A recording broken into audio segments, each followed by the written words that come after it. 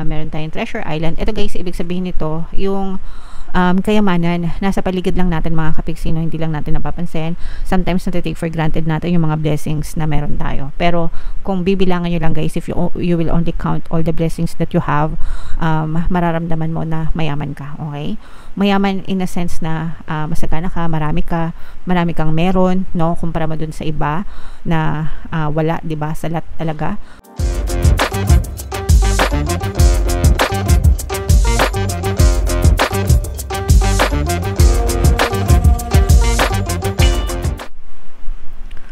Hello guys, hello Leo. Welcome back to Pinoy Pixie Tarot. Ang pamagat ng episode natin for tonight is OOTM, Oracle of the Month, para ngayong November para sa Leo, Sun, Moon, Rising, Sun, and Venus. Meron tayong tatlong set ng decks dito guys. Ito yung para sa spiritual message nyo, ito yung para sa life messages, and ito naman yung para sa love life mga kapixie. So, kung ano na lang yung message na makaresonate sa inyo guys, take that message. Unahin natin itong deck na to, spiritual guys. Excuse me. And by the way mga kapixie, naka-upload na yung inyong 2025 kapalaran para sa bawat zodiac sign, if in case hindi yung panapapanood yung para sa inyo guys. Nandyan lang sa ating homepage yung mga videos. Hanapin nyo na lang yung para sa zodiac sa inyo mga kapixie. Okay? So, ancient amulets mga kapixie, this is protection. Pag sinabing amulet guys sa Tagalog is anting-anting, okay? Parang anting-anting. Di ba yung anting-anting? It serves as protection mga kapixie. Pero you don't need any certain kind of mga amulets, ganyan. Well, merong naman talagang may mga legit, lehitimo guys na talagang mga anting-anting, no? Nakakita na ako, no? Ng taong may ganyan. Naka-experience na ako na may kakilala ko na-experience, naka-encounter ng taong may anting-anting, and yung kinukwento niya talaga as in magugulat ka. But meron kasing kasamang mga dasal yan, yung dasal and yung protection. Yung dasal, yun yung actually na nagpapagana dun sa amulet or sa anting-anting na yun yung nagbibigay ng protection mga kapixie. Okay, so for us, mga kapixie, ibig sabihin nito, you are safe, you are protected, and always pray mga kapixie, kasi yung prayers nyo, talagang yan yung magdadala sa inyo ng protection mga kapixie. Our spirit guides are always protecting us guys, no? Lahat tayo may mga gabay, and ang number one role nila is gabayan tayo, protektahan tayo, and tulungan tayo sa panahon ng mga pangangailangan mga kapixie. So, never ever forget praying guys. Napakabisa, makapangyarihan ng pagdadasal for our own protection. And dapat protektahan nyo rin yung sarili nyo against mga negative energies, mga negative situation, mga toxic na sitwasyon mga kapixie. Dapat kayo din, inaalagaan nyo din yung sarili nyo. Huwag kayong masasangkot, no, sa mga magugulong bagay, magugulong sitwasyon mga kapixie. Dapat pinoprotektahan nyo rin yung sarili nyo, even sa mga binabasa nyo, pinapanood nyo, mga balita ganyan na pinapakinggan nyo, no. Stay away from negative situation para hindi kayo mabombard mga kapixie, kasi nakaka-stress yun and the moment na pinapasok nyo yung stress sa buhay nyo, maninega kayo mga kapixie. Okay, so iwas-iwasan hanggang kaya for your own protection guys. Alright, okay, so comment down below if feeling nyo naka-resonate kayo dyan. Tingnan natin itong life message naman for you Leo. So shuffle natin to, and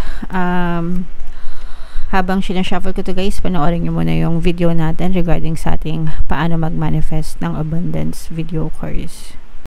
Kapixie, sawa ka na ba sa mga struggles at hirap sa buhay mo? Masipag ka ba at masikap sa buhay ngunit hindi ka pa rin umaasenso? Ilang beses ka na bang nag-attempt magnegosyo at mag-invest pero palagi ka pa rin nalulugi? Sa pagkakataon na ito ay maaaring may subconscious beliefs ka na nagiging balakid sa iyong pag-unlad at pagyaman. Introducing, paano mag-manifest ng abundance video course. Dito ay matututunan mong ma-overcome ang mga balakid mo para tuluyan ka ng umunlad, umasenso, sumagana, maging matagumpay, successful at maswerte sa iyong kabuhayan, pera, trabaho, negosyo, salapi at kaperahan ng bonggang-bongga. Dali, mag-send na ng email sa pinoypixietaro@gmail.com at simulan na ang iyong pagyaman ngayon. Alright, so sa lahat na gusto mag-avail ng course guys, meron tayong promo ngayong October. Magbibigay tayo ng free 3-in-1 pampaswerte sa subliminal mga kapisi. So pampaswerte sa buhay, sa pera at saka sa love life. Worth 1,500 yung freebie na yan guys. Kaya i-avail nyo na. And ito yung mga life messages para sa inyo mga kapiksi. Meron tayong Treasure Island. Ito guys, ibig sabihin nito, yung kayamanan, nasa paligid lang natin mga kapiksino, hindi lang natin napapansin. Sometimes natitake for granted natin yung mga blessings na meron tayo. Pero kung bibilangan nyo lang guys, if you will only count all the blessings that you have, mararamdaman mo na mayaman ka, okay? Mayaman in a sense na masagana ka, marami kang meron, no? Kumpara mo dun sa iba na wala, 'di ba? Salat talaga kahit papano meron ka. So you will feel blessed mga kapiksi. Huwag niyo ikumpara guys yung buhay nyo dun sa mga talagang meron, mayayamang tao, 'di ba? Yung mga pinanganak na mayaman. Kasi if you will compare yourself to them, talagang mararamdaman mo na yung laki ng difference ng buhay. So, dun mo mararamdaman yung scarcity, di ba? Pero if i-compare mo yung sarili mo dun sa mga tao na salat talaga, yung ibang tao na isang kahig, isang tuka na tinatawag, di ba? You will feel more blessed, di ba? So, dapat ganon, guys, no? And you will feel na mas meron ka kaysa sa kanila. So doon papasok yung gratitude, attitude of gratitude, diba? So imbis na magreklamo ka kasi kinukumpara mo yung sarili mo sa mayayaman, ay buti pa sila may ganito, ako wala, buti pa sila ganun, kaya maganon, ako hindi, diba? So doon lumalabas yung pagrereklamo. Pero pag kinumpara mo yung sarili mo doon sa mga sabihin na natin na mas mahirap or mas kinakapos kesa sa'yo, doon mo masasabi na ay thank you kasi may bahay ako, ay thank you kahit papano nakakain kami, ay thank you kasi kahit papano komportable kami. So di ba nagets nyo ba yung difference mga kapiksi? Anyway, ang point lang doon is matuto kayong i-appreciate yung mga meron kayo, because there were all parang merong mas mga tao na mas naghihirap sa'yo, mas malala yung problema kaysa sa'yo. So you should feel grateful and be grateful for whatever you have and appreciate all those blessings mga kapiksi. Okay? And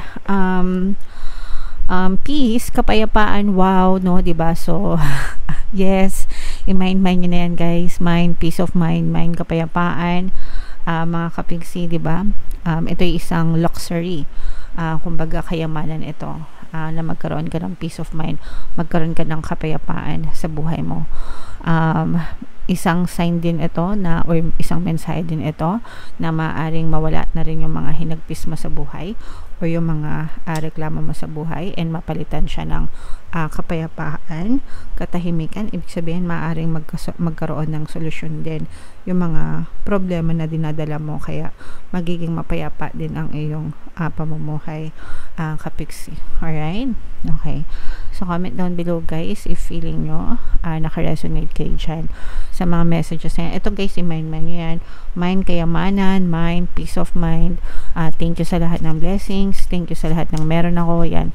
So i-comment nyo yan sa baba, mga kapiksi. Ito naman yung para sa love life nyo guys. So, sa love life naman mga kapiksi, habang sinashuffle natin to, meron tayong bagong course guys, paano mawala ang third party at magkaroon ng harmonious na relationship, para mawala yung mga kabit ng mga jowa nyo guys. 20% discount naman yan until October 31, kaya mag-avail na kayo guys. So, ito yung love messages sa inyo guys. Kung ano na lang yung makaresonate sa inyo guys, take that message. So, love your shadow mga kapiksino. Accept and work with the flaws in yourself so you can learn to accept others as they are. So, dapat mahalin natin yung sarili natin. Yung shadow natin mga kapiksi, yun yung dark side natin. Okay? Dark side natin. Kasi diba, kung titingnan mo yung anino natin, itim lang talaga siya. Okay? Itim lang talaga siya, kaya siya yung dark side natin. So, ibig sabihin ng dark side, dun yung mga flaws natin, mga kapiksi. So, dapat tanggapin natin and mahalin natin kung ano yung mga flaws natin para maintindihan din natin at tanggapin din natin, matuto din natin tanggapin yung mga flaws ng ibang tao, especially ng ating specific person. So, kung hindi ka perfect, hindi din perfect yung person mo. So, dapat ma-realize mo yun, no? Kasi sometimes, masyado tayong maraming demand sa person natin na dapat ganito ka, dapat ganito ka, dapat ganito binibigay mo. Ang tanong, ikaw, perfect ka ba? Syempre, hindi rin. May pagkukulang ka rin, mga kapiksi. So, wag mong i-expect na yung person mo is perfect them. You should learn to love them and accept them for who they are. The same way na tanggap at mahal ka rin nila for who you are, mga kapiksi, okay? And very important na mahalin din natin yung dark side natin para tanggap at mahal din tayo ng ibang tao, mga kapiksi. And ito naman, another message is soulmate. Yes, this person is your soulmate. Your connection is sacred. So, for some of you, kung meron na kayong mga partner o specific person, malaki yung chance na yung person na yan is maaring soulmate mo, and sabi nga, sacred, matibay yung inyong connection, mga kapiksi. Hindi naman porket soulmate, hindi na nag-aaway or wala nang problema, hindi pa rin yung lumulusot, guys, no? Kasi walang perfect na relationship.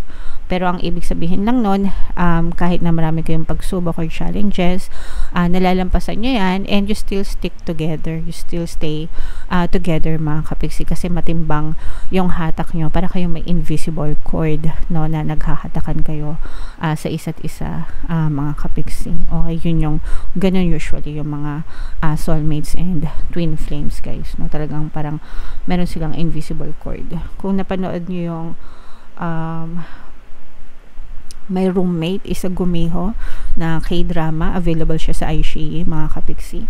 So, meron doon invisible cord yung dalawang couple, mga kapiksi. So, hinahatak sila. But, hindi sila meant to be together. So, merong ibang ganon na they are soulmates pero hindi sila meant to be together. Okay? Alright. So, yeah. Anyway, comment down below, guys, no, if feeling nyo naka-resonate kayo dito sa mga messages na to, mga kapiksi, and comment down below kung anong mensahe ka ba naka-resonate dito, ba sa spiritual, dito ba sa life, or dito ba sa love life, mga kapiksi. Comment down below. And ito yung ating 2025 kapalaran, guys, panoorin nyo na. And ito naman yung ating success stories ng paano mag-manifest ng abundance video course. Click here to subscribe, guys, and ito yung ating mga pampaswerte subliminals. Thank you for liking, sharing, and subscribing. See you again next time. I love you all, mga kapiksi. Have a nice day. Bye-bye.